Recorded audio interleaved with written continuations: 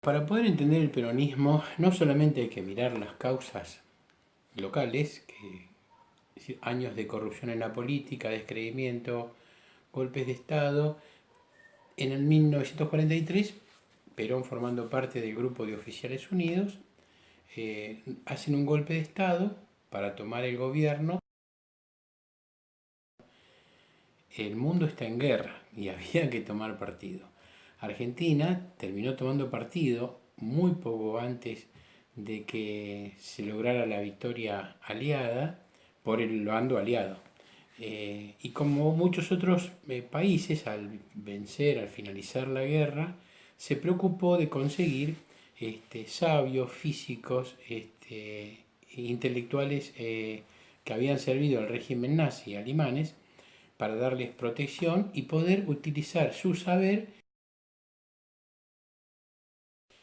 Al finalizar la guerra quedan dos bloques bien definidos, uno controlado por la Unión Soviética, que van a llamarse en el caso de Europa los países del Este, otro manejado y controlado por Estados Unidos, Francia y Gran Bretaña, que se erigen como los cuatro, como los grandes vencedores de la guerra.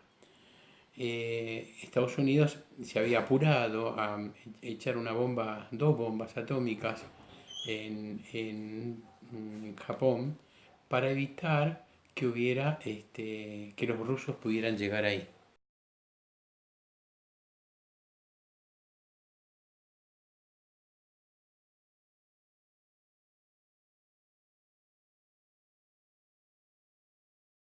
Digamos que genéricamente el mundo quedó alineado en un área capitalista y en un área socialista.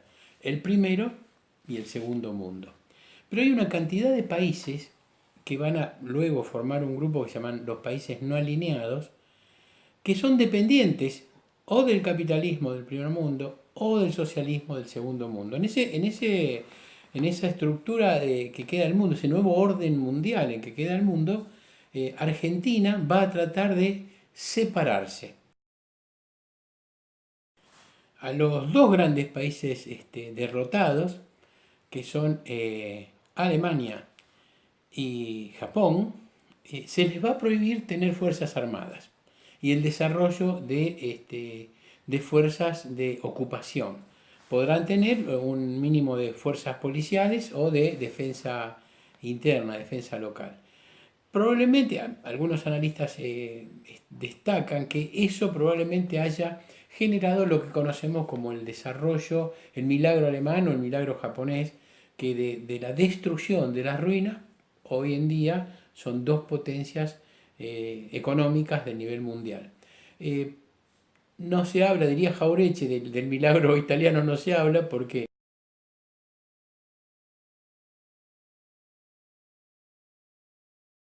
que los alemanes hagan un milagro teniendo una estructura industrial, una población preparada para hacer funcionar las fábricas y un desarrollo intelectual. Fíjense en Italia que no tenía instrucción pública generalizada, que no tenía carbón, que no tenía petróleo, que nada. Sin embargo, hay una potencia Italia.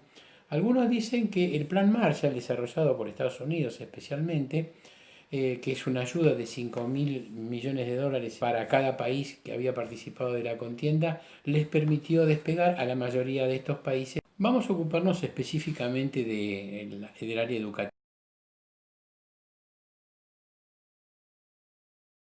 Es que el peronismo, que no existía, que es algo que se está construyendo, que de hecho llamarle peronismo es ponerle el nombre de su gran mentor, de su promotor, pero en realidad tienen que encontrar un nombre, arrancando primero en elecciones libres en el año 46, el 24 de febrero, Perón gana con el 52% de los votos, tiene como unas espaldas importantes ese gobierno y él se plantea hacer lo que va a llamar una revolución, una transformación generalizada de derechos y de acceso a los bienes materiales y culturales a los que solamente tenía derecho una parte muy pequeña de la población.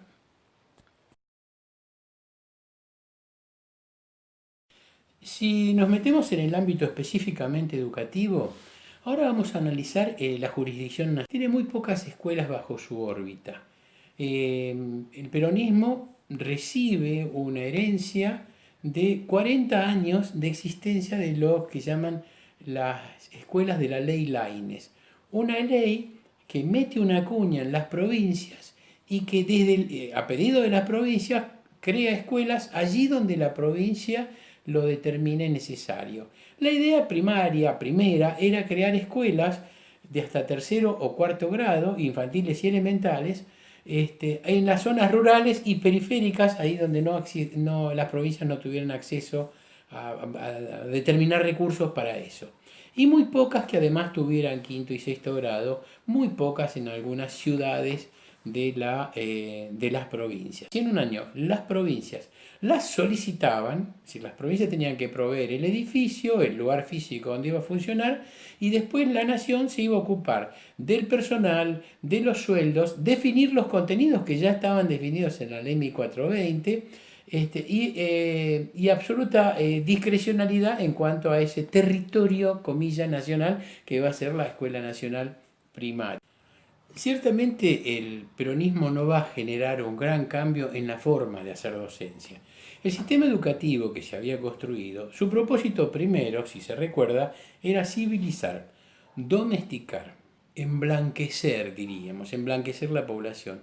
El peronismo ya ve que es imposible emblanquecerla por fuera, ya la inmigración ya había ocurrido, la inmigración masiva desde Europa, y no había ocurrido demasiado lo que se esperaba, lo que esperaban Sarmiento o Alberdi o Avellaneda o Roca, la gente de esa generación. Entonces, asumiendo que lo que tenemos es esto, asumir la negritud, comilla, los cabecitas negras, dicen, bueno, vamos a darles escuela, para que accedan a aquello que ya tienen acceso los sectores acomodados de la población. Pero en realidad el problema de esta cuestión es, bueno, que sepan que son negros, pero igual los vamos a emblanquecer por dentro. Por eso es que los cambios más significativos en realidad en la educación pública bajo jurisdicción nacional va a ser que son muy pocas las escuelas en la provincia. Recuerden ustedes que todavía hay territorios nacionales por todos lados que hasta que no tuvieran 60.000 habitantes no iban a ser provincias. Digamos, esto estamos hablando de poblaciones muy pequeñas con territorios muy extendidos. Y las pocas escuelas Laine, que no son tan pocas, pude determinar que en Santa Fe, por ejemplo, hubo como 430 escuelas Laines y mucho más en las provincias del noroeste que no estaban decididas sus clases dirigentes a destinar recursos para sostener la escuela, para que se eduque esa gente que igual va a ser peón, el destino manifiesto ya escrito ahí.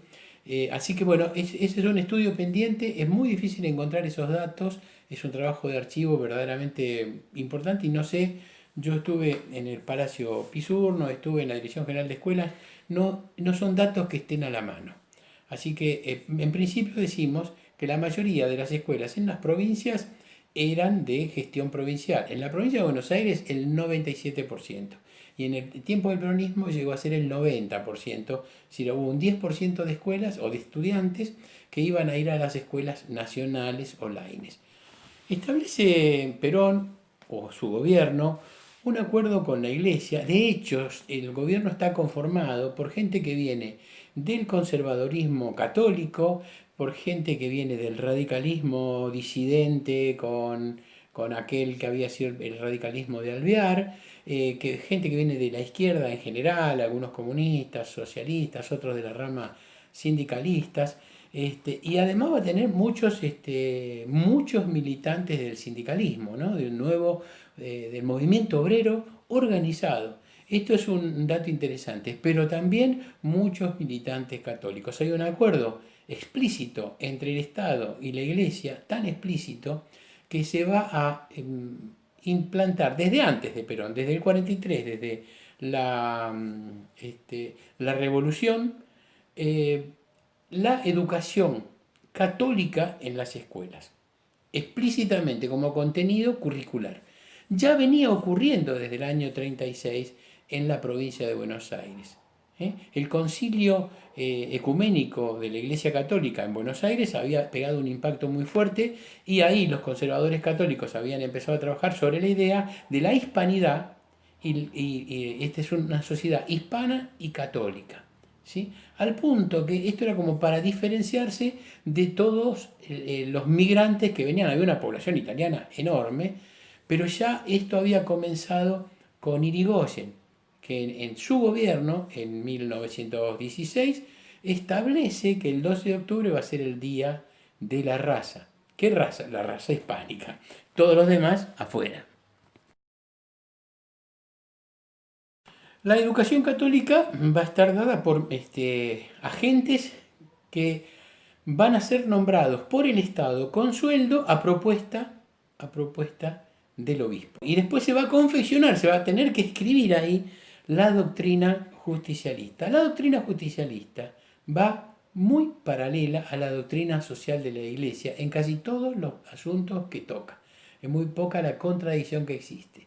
Hacia 1954 recién va a haber una disputa con la Iglesia. Hasta ese entonces se enseña normalmente religión en las escuelas y hay además una avanzada que había comenzado con el gobierno de Fresco en la provincia de Buenos Aires una década antes, de instalar en todos los edificios públicos, en los que se incluye en la escuela, imágenes religiosas.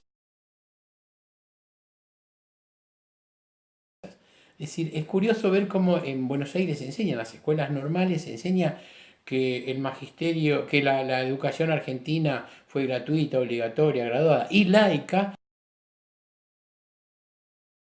cuando en realidad ni la ley 1420 lo dice, como ya hemos dicho, ni siquiera uno va al Normal 1, miren, les doy un dato, va al Normal 1 en Buenos Aires, en la avenida Córdoba y Ayacucho, y cuando entras lo primero que se encuentra es una imagen de la Virgen. Esto es permanente, está todo el tiempo en las instituciones públicas. Ese ocupar el espacio público por la iglesia es una forma de instalarse en el sentido común, en las rotondas de las rutas, en altares por todos lados. Solamente compiten con esas manifestaciones católicas la religiosidad popular, que instala en este momento, cada 35 o 70 kilómetros, existe un altar al Gauchito Gil, que son esos dioses o esos santos, esas deidades populares que no van a contramano de la iglesia, no contradicen a la iglesia.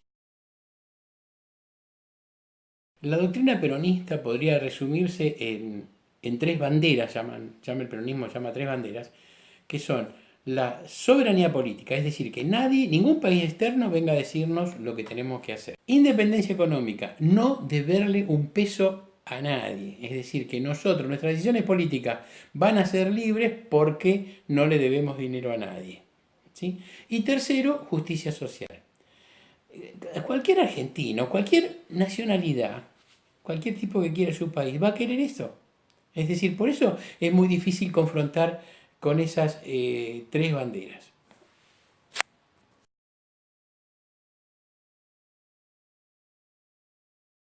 Para completar estas tres banderas del peronismo, existen las 20 verdades peronistas, que ahora las vamos a ver, que son una especie de declaración de principios.